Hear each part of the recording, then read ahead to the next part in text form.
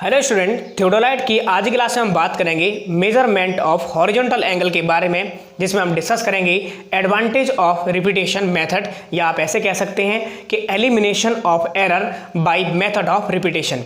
इसका मतलब ये है, इस लेक्चर में हम बात करने वाले हैं कि अगर हम हॉरिजॉन्टल एंगल मेजर करने के लिए अगर रिपीटेशन मेथड को हम सेलेक्ट करते हैं तो रिपीटेशन मेथड का यूज करने पर कौन कौन सी एरर ऑटोमेटिकली एलिमिनेट हो जाएंगी और उसको यूज करने से हमें क्या क्या एडवांटेज देखने को मिलते हैं, इसके बारे में हम डिटेल में डिस्कस करेंगे।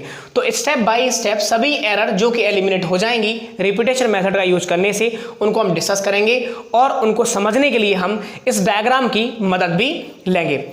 ये लेक्चर उन स्टूडेंट्स के लिए ज़्यादा इंपॉर्टेंट है जो हमारे कंपटीशन की तैयारी करते हैं या कंपटीशन के एग्जाम देते हैं, और चाहे वो एग्जाम हमारा स्टेट लेवल का हो या सेंट्रल लेवल का हो। तो चलिए करते हैं आज की क्लास स्टार्ट, जिसमें हम बात करने वाले हैं एरर के बारे में, कौन कौन सी एरर आएंगी और कौन कौन सी एरर हमारी ऑटोमेटिकली एलिमिनेट हो जाएगी। तो सबसे पहले आप देख रहे हैं कि अगर हम हॉरिजॉन्टल एंगल मेजरमेंट के लिए रिपीटेशन मेथड को यूज करेंगे तो सबसे पहली जो हमारी एरर है, error due to eccentricity of vernier. पहली हमारी कौन सी एरर है? Error due to eccentricity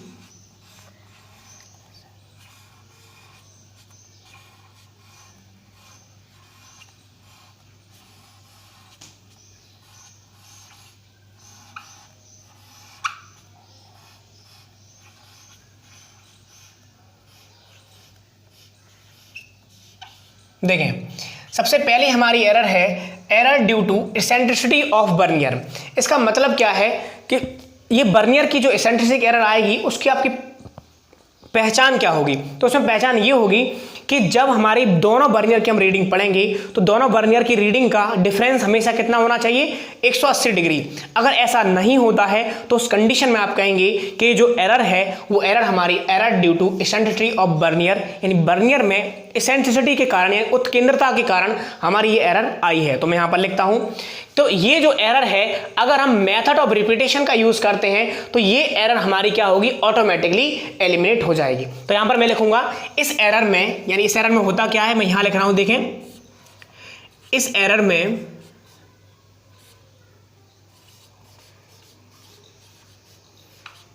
error में दोनों वर्नियर की रीडिंग में, दोनों वर्नियर की रीडिंग में 180 डिग्री का डिफरेंस होना चाहिए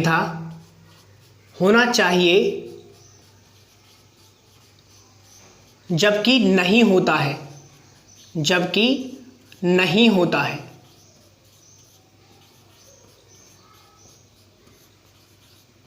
थोड़ा और डायग्राम समझते हैं। आप देख रहे हैं इस डायग्राम में हमारे नीचे जो है ये हमारी हॉरिजॉन्टल सर्किल है, यानी मेन प्लेट है। ऊपर वाली प्लेट हमारी है अपर प्लेट। इसी प्लेट को हम बर्नियर प्लेट भी कहते हैं। और आप जानते हैं कि थियोडोलाइट में इस बर्नियर प्लेट में हमारे दो वर्नियर होते हैं, बर्नियर ए और बर्नियर बी। यानी इस साइड में अगर हमारा बर्नियर ए है तो इसके 180 डिग्री दूसरी तरफ हमारा बी बर्नियर होता है, और इन बर्नियर पर हमारे ग्रेजुएशंस भी रहते हैं। तो इन बर्नियर की रीडिंग में हमारा हमेशा मेन प्लेट के अकॉर्डिंग कितना होना चाहिए? हमारा 180 डिग्री का डिफरेंस होना चाहिए। लेकिन अगर इन बर्नियर में इसेंट्रिसिटी एरर है, उत्केंद्रता की जो त्रुटि है, उसके कारण होगा क्या? इन एरर की जो रीडिंग्स आएंगी उनमें डिफरेंस 180 डिग्री का नहीं होगा। अगर ऐसा नहीं है, 180 अंश का डिफरेंस नहीं है, तब आप कहेंगे कि ये जो एरर है इसेंट्रिसिटी ऑफ बर्नियर के कारण आई है। तो इस एरर को रिमूव कैसे कर पाएंगे हम? तो ये अगर हम मेथड ऑफ रिपीटेशन का यूज करते हैं तो ये एरर हमारी ऑटोमेटिकली रिमूव हो जाती है। अब आप कहेंगे ऑटोमेटिकली रिमूव हो कैसे जाती है? तो यहां पर मैं लिखूंगा एरर रिमूव बाय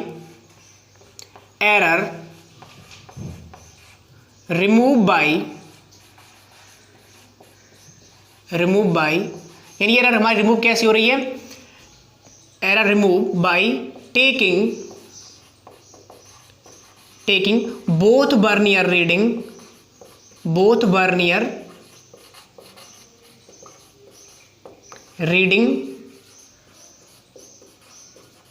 एंड, ऊपर लिख दे रहा हूं मैं, ठीक है, and take mean of both reading. इस बात का मतलब क्या हुआ कि अगर आपको पता है कि ये एरर आ रही है, एसेंसिटिविटी ऑफ वर्नियर के कारण एरर आ रही है, तो उस एरर को आप रिमूव कैसे करते हैं, ये एरर कैसे रिमूव हो जाती है। तो अगर हम दोनों वर्नियर की रीडिंग को लें और उनका हम एवरेज निकाल लेते हैं, उनका हम मीन ले लेते हैं, तो ये जो एरर है, एरर ड्यू टू एसेंसिटिविटी, ये हमारी क्या हो जाती है, रिमूव हो जाती है। दूसरी एरर की अगर हम बात करें तो दूसरी हमारी एरर है error due to eccentricity of centres, error due to eccentricity of centres, यानी केंद्रों की, अगर केंद्रों में अगर हमारी एसेंट्रिसिटी है। अब आप कहेंगे कौन कौन से केंद्रों की बात हम कर रहे हैं, तो इस डायग्राम में हम समझते हैं। आप यहां देख रहे हैं कि ये हमारी एक लोअर प्लेट है जिसे हम मेन प्लेट भी कहते हैं, और ऊपर वाली जो प्लेट है ये हमारी बर्नियर प्लेट है। तो लोअर प्लेट के लिए हमारा एक सेंटर है, लोअर प्लेट के लिए हमारा क्या है, इसका एक नीचे हमारा स्पिंडल होता है। ये जो ब्लैक कलर का मैं बना रहा हूं ये हमारा एक स्पिंडल है, ठीक है। आप यहां पर देख सकते हैं कि जो लोअर प्लेट है वो हमारी ब्लू कलर में दिखाई गई है। तो इस लोअर प्लेट जो कि हमारा आउटर स्पिंडल से जुड़ी हुई है, इसका एक सेंटर होगा जो कि आपको दिखाई दे रहा है, यहां पर जो डॉट डॉट करके लाइन दिखाई है ये हमारी इसका सेंटर हो गया। अब ये जो हॉरिजॉन्टल प्लेट का सेंटर है ये हमेशा कोइंसाइड करना चाहिए किससे, बर्नियर प्लेट के सेंटर से, यानी कि बर्नियर प्लेट किस स्पिंडल से जुड़ी हुई है, इनर स्पिंडल से। तो बर्नियर प्लेट का जो हमारा सेंटर है और हॉरिजॉन्टल प्लेट का हमारा जो सेंटर है, यानी ये हमारी बर्नियर प्लेट हो गई, इसका जो सेंटर ये है, और हमारी हॉरिजॉन्टल प्लेट जो है वो ये है, इसका जो सेंटर हमारा ये है। ये दोनों सेंटर हमारे एक ही लाइन पर कोइंसाइड करने चाहिए। अगर ऐसा कोइंसाइड नहीं करते हैं तो उसके कारण जो एरर आती है उसी एरर को हम कहते हैं error due to eccentricity of centre. तो मैं लिखता हूं यहां पर, सबसे पहले इसमें क्या हुआ, इसमें हुआ यहां पर कि इस एरर में हॉरिजॉन्टल सर्किल का सेंटर, हॉरिजॉन्टल सर्किल का centre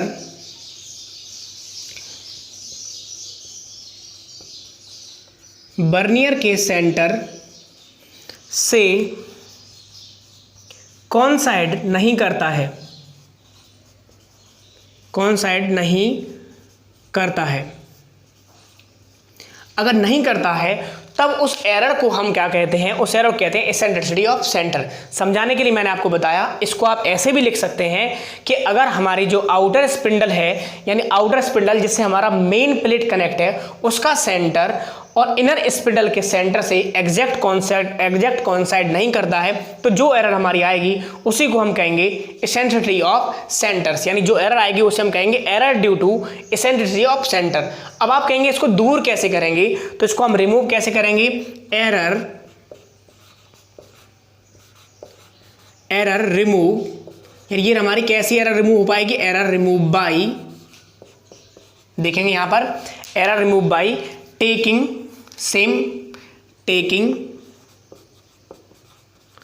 both vernier reading, taking both vernier reading and take mean of two and take mean of both and take mean of both reading। यानी अगर हम दोनों बर्नियर की reading को पढ़ें और दोनों बर्नियर की रीडिंग का, यानी हम बर्नियर ए और बर्नियर रीडिंग को हमें पढ़ना चाहिए और उन दोनों रीडिंग को पढ़ेंगे और उनका मीन अगर हम लेंगे, तो जो एरर हमारी एसेंट्रिसिटी ऑफ बर्नियर के कारण आ रही थी या एसेंट्रिसिटी ऑफ सेंटर्स के कारण आई है, ये एरर हमारी ऑटोमेटिकली क्या हो जाएगा, रिमूव हो जाएगी। ठीक है, तो मेथड ऑफ रिपीटेशन में हमारा यही सब हमें एडवांटेज देखने को मिलते हैं कि एरर ड्यू टू एसेंट्रिसिटी और error due to eccentricity of vernier and error due to eccentricity of centres के कारण जो भी एरर आएंगी हमारी ऑटोमेटिकली इस मेथड में एलिमिनेट हो जाती हैं। अब तीसरी एरर की अगर हम बात करें तो नेक्स्ट हमारी है एरर ड्यू टू इनएक्यूरेट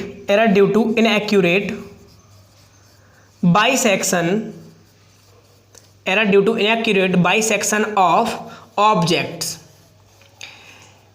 देखें, अब बात आती है इसके अंदर कि जिस टारगेट को मान के चलिए हमें हॉरिजॉन्टल एंगल मेजरमेंट करना है और हमारे पास ये कोई दो टारगेट हैं। यहाँ पर हमारा स्टेशन Q है, ये हमारा P है, ये हमारा R है। हमें क्या करना है, स्टेशन P और R के बीच में ये एंगल हमें थीटा मेजर करना है। कौन से मेथड से? रिपीटेशन मेथड से। जब आप इसको मेजर कर रहे हैं, जैसा कि पिछली दो वीडियो में जब हमने बात करी कौन सा, जनरल मेथड को हमने डिस्कस किया और हमने रिपीटेशन मेथड के बारे में हमने बात करी थी, तो मैंने आपको बताया था कि इसमें जो हम टारगेट P को हम देखते हैं तो उसको एग्जैक्ट बाइसेक्ट करना जरूरी होता है, जिसके लिए हम हमेशा यानी फाइन बाइसेक्टिंग के लिए हम यूज करते हैं टेंजेंट स्क्रू, जिन्हें हम स्लो मोशन स्क्रू भी कहते हैं। ठीक है, ये भी क्वेश्चन हमारा कंपटीशन में पूछा जाता है कि हमेशा किसी भी टारगेट की हम फाइन बाइसेक्टिंग कैसे कर पाते हैं। तो फाइन बाइसेक्टिंग यानी एग्जैक्ट बाइसेक्टिंग करने के लिए आपको यूज करना होता है टेंजेंट स्क्रू, चाहे वो लोअर हो, अपर हो सकता है, या फिर उसी स्क्रू को हम कहते हैं स्लो मोशन स्क्रू, वो लोअर या अपर हो सकता है। ठीक है, और वो होते हैं, आप जानते हैं इस मशीन में हमारे दो क्लैंप स्क्रू और दो हमारे टेंजेंट स्क्रू दिए जाते हैं। दो स्क्रू एक एक प्लेट के लिए होते हैं। तो अगर आप P को देख रहे हैं या R को देख रहे हैं और अगर आप एग्जैक्ट बाइसेक्टिंग नहीं कर रहे हैं तो उसके कारण जो एरर आएगी वो इस मेथड से यूज करने से वो हमारी कैसी हो जाएगी, रिमूव हो जाती है। ठीक है, क्योंकि हम क्या करते हैं, बार बार हम इस मेथड में, आपको ये भी पता होगा कि रिपीटेशन मेथड का मतलब ये होता है कि हॉरिजॉन्टल एंगल जब हम मेजरमेंट करते हैं तो एक ही रीडिंग को बार बार रिपीट करते हैं और हर बार जो अगली रीडिंग आती है वो पिछली रीडिंग में जुड़कर आती है। तो अगर यहाँ पर रीडिंग 0 थी तो यहाँ पर 30 आएगी, मान के चलते हैं। तो इसी रीडिंग को फिर दोबारा रिपीट करते हैं, यहाँ 30 लेकर आते हैं, फिर यहाँ रीडिंग 60 हो जाती है। फिर इसी रीडिंग को बार बार रिपीट करते हैं, फिर हमारे यहाँ 60 हो जाती है, 90 हो जाती है। कुछ इस टाइप का जो हमारा मेथड है वही तो रिपीटेशन मेथड है। तो इसमें आप जब रिपीट करेंगे बार बार तो आप क्या करेंगे, बार बार टारगेट को देखेंगे भी। तो इसके कारण क्या होता है, कभी आप एग्जैक्ट बाइसेक्शन करेंगे, आप कभी नहीं कर पाएंगे, लेकिन बार बार देखने से वो एरर क्या हो जाएगी, हमारी एलिमिनेट हो जाती है।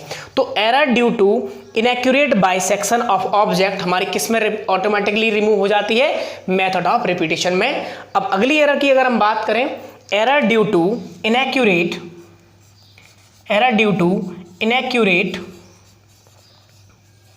Graduation, error due to inaccurate graduation of plates, यानी प्लेट पर हमारी जो इनएक्यूरेट ग्रेजुएशन किया गया है, या फिर आप सिर्फ इतना लिखें error due to inaccurate graduation.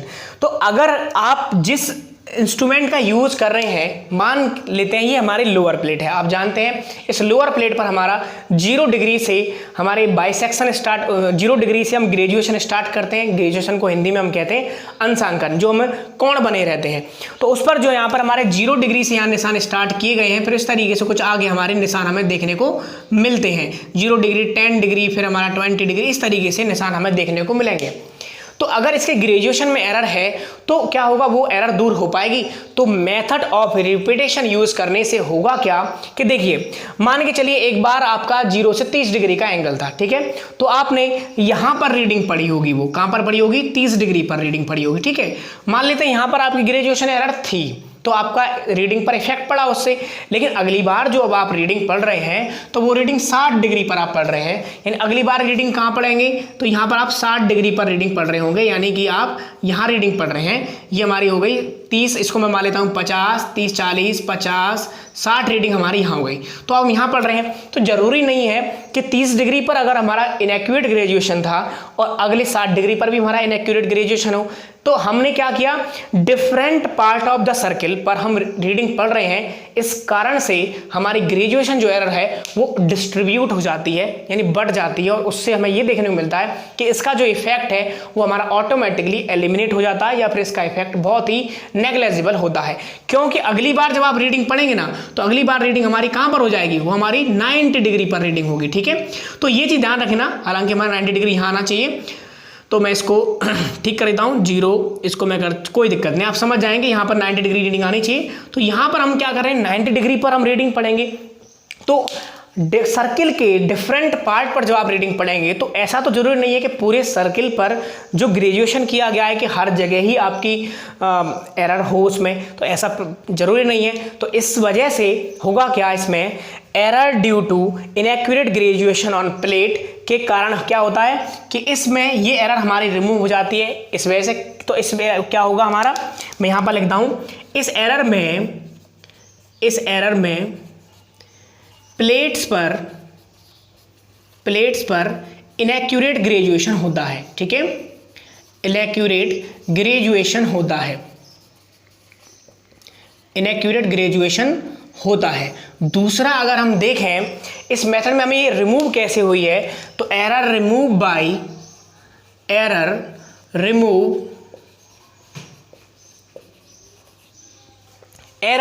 By taking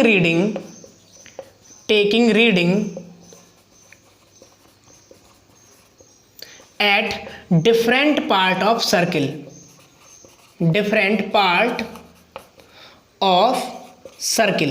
यानी सर्किल के डिफरेंट पार्ट पर जब हम रीडिंग पढ़ेंगे तो ये एरर होगा क्या, ये एरर हमारी डिस्ट्रीब्यूट हो जाएगी, ये एरर हमारी बढ़ जाती है। तो उम्मीद है कि ये आपको समझ में आ गए होंगे दोनों। अब हमारी लास्ट एरर है, वो लास्ट एरर हमारी कुछ ज़्यादा इंपॉर्टेंट है, उसको आपको समझना है। जब भी हम कंपटीशन के एग्जाम देते हैं तो हमसे पूछता है कि error due to eccentricity of vernier कैसे रिमूव हो जाती है, तो आपका आंसर होगा कि by taking both vernier reading and take mean of both reading, यानी दोनों रीडिंग वर्नियर की रीडिंग को हम पढ़ें और रीडिंग को पढ़कर हम उनका मीन मिलें, उसकी वजह से हमारी error due to insensitivity of vernier और सेंटर की एसेंसिटिविटी के कारण जो एरर आएगी ऑटोमेटिकली रिमूव हो जाएगी। बाइसेक्शन के कारण हम क्या कि बार बार हम किसी टारगेट को बाइसेक्ट करेंगे तो इसके कारण हमारी एरर रिमूव हो जाएगी। ग्रेजुएशन की बात करें तो अलग अलग सर्किल के डिफरेंट पार्ट पर हम मेथड ऑफ रिपीटेशन में, क्योंकि रिपीटेशन मेथड में किसी रीडिंग को बार बार जब हम रिपीट करेंगे और हर बार जो अगली रीडिंग आएगी वो पिछली रीडिंग में प्लस होके आएगी, तो अगर इन दोनों के बीच में 30 डिग्री का है तो यहाँ पर 30 डिग्री आएगी, फिर अगली बार 60 आएगी, फिर 90 आएगी। तो जाहिर सी बात है कि जब रीडिंग हमारी बढ़ रही है तो आप सर्किल के अलग अलग पार्ट पर रीडिंग पढ़ रहे होंगे, तो जरूरी नहीं है कि हर पार्ट पर ही ग्रेजुएशन में हमारी एरर हो, तो कहीं ना कहीं तो हमें एक्यूरेट देखे, हो सकता है कि हमारी सभी जगह एक्यूरेट हो, या हो सकता है कि हमारी एक दो जगह में डिस्टर्बेंस हो, तो इसलिए हमारी डिफरेंट पार्ट पर पढ़ने से इस एरर हमारी रिमूव हो जाती है। लास्ट एरर के बारे में अगर हम बात करें तो error due to inaccurate adjustment, ये आपकी काफ़ी इंपॉर्टेंट एरर है। Error due to inaccurate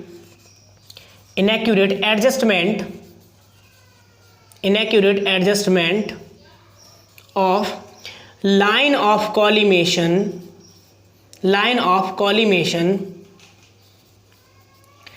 and transverse axis, trunnion axis, transverse उसी को कहते हैं पर मैं ट्रियूनियन वर्ड यूज करना ज़्यादा ठीक है, ट्रियूनियन एक्सिस।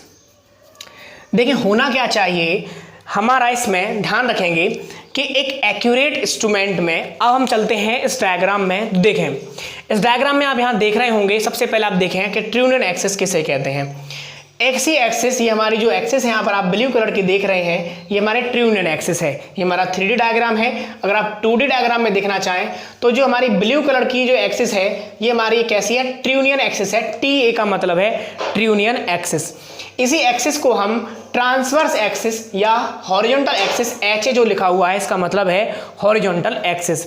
तो ट्रियूनियन एक्सिस या हॉरिजॉन्टल एक्सिस हमारी कौन सी है, ऐसी एक्सिस को हॉरिजॉन्टल एक्सिस कहते हैं जिसके अबाउट वर्टिकल प्लेन में टेलीस्कोप को हम 360 डिग्री रोटेट करा सकते हैं। दोबारा सुनेंगे, हॉरिजॉन्टल एक्सिस जो यहाँ पर है, जैसा कि इस डायग्राम में भी आप देख पा रहे हैं, ये जो ब्लू कलर की लाइन है ये हमारी हॉरिजॉन्टल एक्सिस है।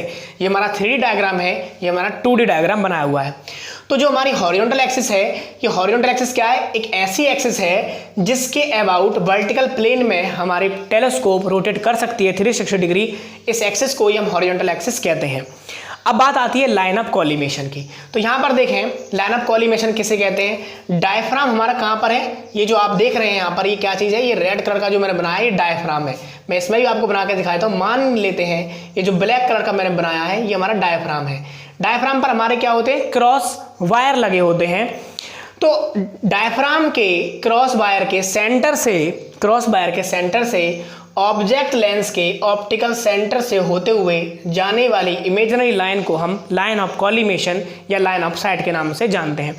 ये दोनों ही लाइनें हमेशा, ये जो हमारी हॉरिजॉन्टल एक्सिस है और जो वर्टिकल एक्सिस है, इन दोनों, जो हॉरिजॉन्टल एक्सिस है और जो लाइन ऑफ कॉलिमेशन है, इन दोनों में हमेशा 90 डिग्री का डिफरेंस होना चाहिए। तो मैं कह सकता हूं कि लाइन ऑफ कॉलिमेशन को कैसे होना चाहिए, यहां पर देखें कि line of collimation is always perpendicular to horizontal axis और ट्यूनियन एक्सिस। होना चाहिए या नहीं होना चाहिए? तो देखें, लाइन ऑफ जो कॉलिमेशन है एक सही इंस्ट्रूमेंट में जो हमारी क्या आती है, कैसी होनी चाहिए, परपेंडिकुलर टू हॉरिजॉन्टल एक्सिस होनी चाहिए। लेकिन अगर किसी केस में ऐसा नहीं होता है तो जो एरर डेवलप होगी उसे कहेंगे error due to inaccurate adjustment of line of collimation and trunnion axis. तो अगर हमारा क्या है, इसको मैं ऐसा लिखूंगा कि इस केस में होगा लाइन ऑफ कॉलिमेशन यानी LOC is not perpendicular to horizontal axis, यानी अगर हॉरिजॉन्टल एक्सिस के परपेंडिकुलर नहीं है तो ये हमारी एरर जो होगी डेवलप होगी इनएक्यूरेट एडजस्टमेंट की वजह से। अगर हम यूज करते हैं मेथड ऑफ रिपीटेशन को तो ये एरर हमारी ऑटोमेटिकली रिमूव हो जाएगी। ठीक है, तो जब एरर हमारी ऑटोमेटिकली रिमूव हो जाएगी तो उस केस में क्या होगा, उस केस में आप क्या करेंगे, तो यहाँ पर हम जब मेथड ऑफ रिपीटेशन यूज करेंगे तो यार हमारी ऑटोमेटिक रिपीटेशन रिमूव हो जाएगी। लेकिन अब बात आती है ये ऑटोमेटिक रिमूव हो कैसे जाती है।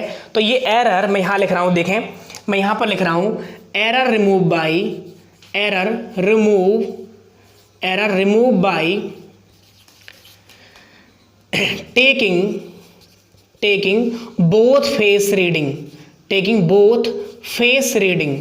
अगर हम देखें, मैंने आपको पिछले मेथड में भी और रिपीटेशन मेथड में भी जब आपको मैंने बताया तो हमने कहा कि सबसे पहली जो रीडिंग लेते हैं वो हम लेफ्ट फेस पर लेते हैं।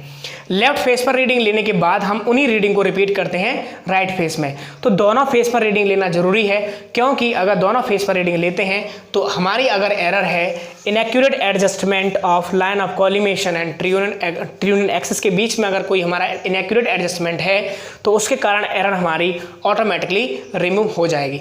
तो हमने यहाँ पर बात करी सभी एरर के बारे में और आपको समझाया यहाँ पर डायग्राम के द्वारा। अगर ये लेक्चर आपको अच्छा लगा है तो इस वीडियो को लाइक करें और इस वीडियो को ज़्यादा से ज़्यादा अपने फ्रेंड्स के साथ शेयर करें। इस चैनल के बारे में अपने दोस्तों को बताएं और वीडियो अच्छी लगी है तो लाइक करके और हमारा सपोर्ट ज़रूर करें ताकि हम ज़्यादा से ज़्यादा सिविल इंजीनियर्स के कॉन्टैक्ट में आ सकें।